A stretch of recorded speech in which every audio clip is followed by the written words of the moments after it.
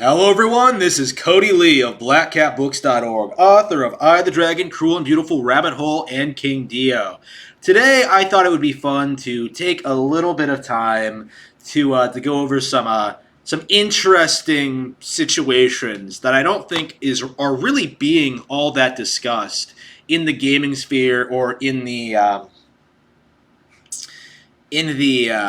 YouTube community in general. There are a lot of major signs that the gaming industry is imploding right now, and I don't really see a lot of people talking about it. Like nobody's really acknowledging that Nintendo is dominating the console sphere. They're number one. They will continue to smash the competition. They will continue establishing themselves as the only video game console manufacturer on the market.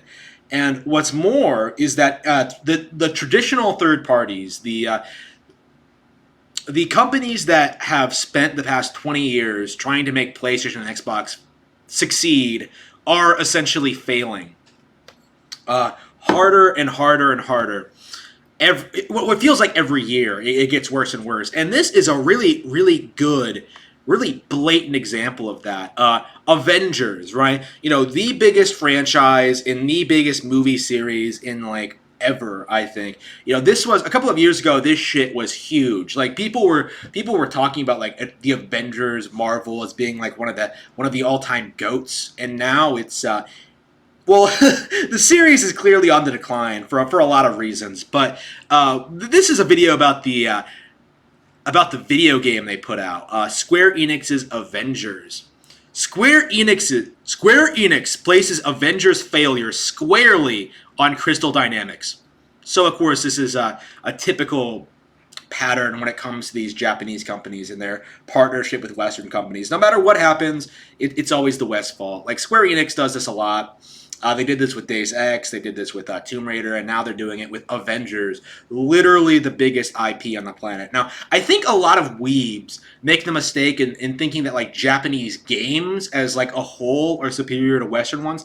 That's not really true. Nintendo games, which happen to be Japanese, are superior to the rest of the industry, and like somehow the rest of these parasites kind of latched onto that reputation to try and present this conspiracy that Japanese games are inherently superior. Anyway, let's go ahead and read this little post here. As part of its annual report, Square Enix president Yosuke Matsuda didn't hold back. In short, it wasn't the gas mechanics that were questionable, but the studio that was implementing them. So for those of you who aren't aware, who haven't been following Marvel's Avengers, I don't blame you because I wasn't following that shit. The game incorporated heavy microtransactions, games as a service. So you're essentially required to pay like fees to continue playing. I'm not entirely sure how it works because I never looked into the game, but essentially it's like mobile style microtransactions in a $60 game. It's disgusting and shouldn't be supported. Marvel's Avengers was an ambitious title for us in that we took on the game as a service model.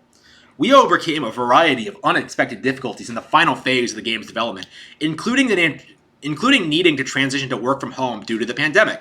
We were able to surmount these challenges and release the game, but it has unfortunately not proven as successful as we would have liked. It completely bombed. Like, they don't want to admit this, but like this game massively underperformed compared to the much more limited in budget and scale Marvel's Ultimate Alliance 3, the Nintendo Switch game, that did much better than this. Taking on the gas model highlighted issues that we are likely to face in future game development efforts, such as the need to select game designs that mesh with the unique attributes and tastes of our studios and development teams. While the new challenge that we tackled this title produced a disappointing outcome, we are certain that the gas approach will grow in importance as gaming becomes more service-oriented. So, what we're seeing here is Square Enix, and basically every company that isn't Nintendo, is desperately trying to push games as a service as a viable model going forward. They want you to be funneling money into their AAA games nonstop because they've gotten too bloated, they've gotten too expensive, and they're trying to milk the consumer for all they're worth. But unlike with the microtransaction thing, you know, cosmetic microtransactions, which are easily ignored by the vast majority of the gaming population, when you shove in mechanics like this into into being like a fundamental aspect of the game, the market will and has rejected it. Like I mentioned before that I believe that the Avengers IP, the Marvel IP, is on the decline. I don't believe this game failed purely because of that. I feel it failed because of how toxic the games as a service model is. Nobody wants this shit. Nobody wants to pay for it. People are outright rejecting it, and yet these corporate suits are constantly trying to push it into more and more and more games. Like they never really needed to exist to begin with, but here they are trying to justify them to their shareholders and trying to make more money. So what needs to be done about this? Exactly what happened. Like, you need to not buy these products. You need to not support these games. If you see games as a service promoted anywhere, you need to go above and beyond simply ignoring that one game. You need to ignore that entire company and platform it's on, I think. I would suggest, highly suggest, like, boycotting products like Xbox Game Pass that put up this Marvel's Avengers game for free if you're a subscriber, because like that's how they're going to try and normalize it, is just by trying to shove it in everywhere and trying to make it present it as a thing that everyone is doing. So my advice: unsubscribe from Game Pass. Sell your Xbox, sell your PlayStation, dismantle your gaming PC.